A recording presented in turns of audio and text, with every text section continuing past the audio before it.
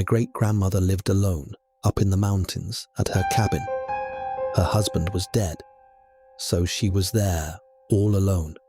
She only had one companion, and that was her loving dog. They both adored each other, and the dog was a great comfort to her. Every night when she went to bed, the dog would lick her hand to let her know that he was there to protect her.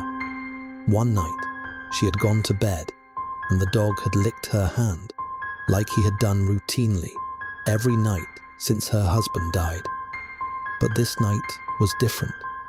She had woken up in the middle of the night because she heard her dog whimpering. She wanted to comfort him and let her know she was there for him. So she stuck her hand out by the bed, and she felt the dog gently lick her hand like always. She figured he was just cold, so she went back to sleep. The dog's whimpering had woken her up a second time in the night, so she stuck her hand out. The dog licked it, and she went back to sleep.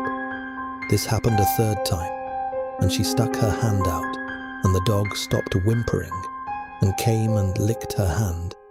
She stayed awake a few moments afterward, and she went back to sleep again.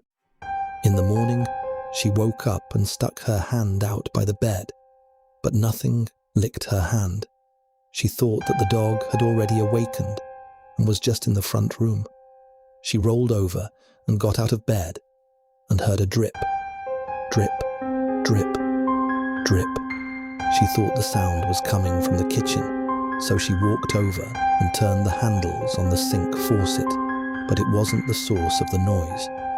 After frustratingly checking the sink and its pipes, she gave up and continued into her bathroom to take a shower.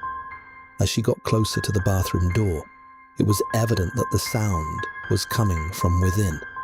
She opened the door, looked above the bathtub, and gasped in utter horror.